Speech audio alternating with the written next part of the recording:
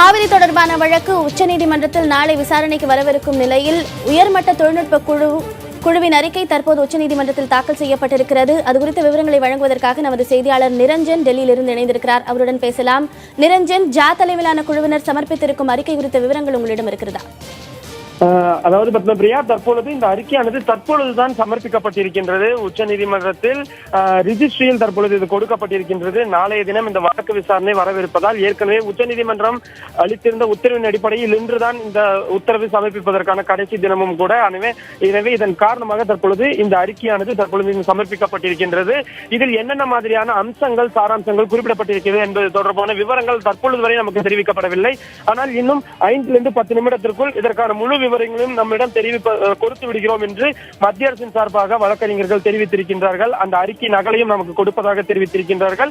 ஆனால் அவர்களிடம் பேசிய வகையில் இந்த அணைகளில் ஆய்வு செய்தது, தண்ணீர் இருப்பு, எவ்வளவு தண்ணீர் வந்து கொண்டிருக்கிறது, மழை பொழிவின் தாண்டி எவ்வளவு இருக்கிறது உள்ளிட்ட விவரங்கள் அந்த அறிக்கையில் மிக தெளிவாக குறிப்பிடப்பட்டிருப்பதாக கூறப்பட்டிருக்கின்றது. தமிழகத்தில் எவ்வளவு நீர் கொடுக்கப்படாமல் இருந்திருக்கின்றது, எவ்வளவு சேதங்கள் ஏற்பட்டிருக்கு உள்ளிட்ட அனைத்து விவரங்களும் அடங்கிய ஒரு முழுமையான அறிக்கையாகத்தான் இது இருக்கும் என்று தற்பொழுது வழக்கறிஞர்கள் சார்பாக நமக்கு தெரிவிக்கப்பட்டிருக்கின்றது. இந்த ஆய்வறிக்கைகளானது தற்பொழுது கர்நாடக அரசிற்கும் சரி, தமிழக அரசிற்கும் சரி அதற்கான நகல்களானது கொடுக்கப்பட்டிருக்கின்றது. 2 அரசுகளும் தற்பொழுது அந்த ஆய்வறிக்கையை தொடர்ந்து விலாவரியாக தற்பொழுது படித்து வருகின்றார்கள். நாளைய தினம் இந்த வழக்கு உச்சநீதிமன்றத்தில் வரும் பொழுது இந்த அறிக்கையின் அடிப்படையில் தான் பல்வேறு முக்கியமான அம்சங்கள் வாதங்களாக வைப்பதற்கு 2 அரசுகளுமே தயாராகி இருக்கின்றார்கள்.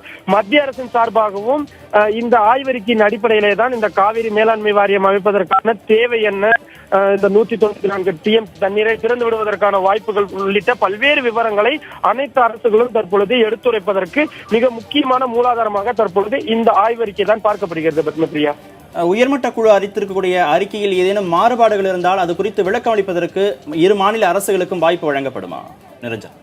அதாவது இந்த ஆய்வறிக்கையை பொறுத்தவரை 2 தரப்பு, அதாவது கர்நாடக அரசின் சார்பாகவும் நிபுணர்கள் இருந்தார்கள், தமிழக அரசின் சார்பாகவும் நிபுணர்கள் இருந்தார்கள், அதே போல மத்திய அரசின் சார்பாகவும் அவர்கள் தலைமையில் தான் இது நடைபெற்றிருப்பது என்ற காரணத்தினால் இதில் குளறுபடிகள் ஏற்படுவதற்கான வாய்ப்பு என்பது மிக மிக குறைவு. ஏனென்றால் ஹெலிகாப்டர் மூலமாகவும் சரி, நேரடியாக கள ஆய்வுகள் உள்ளிட்ட பல்வேறு அம்சங்கள் சார்பாக கிட்டத்தட்ட 5 நாட்களாக இந்த ஒரு ஆய்வானது மிக விரிவாக நடத்தப்பட்டிருந்தது.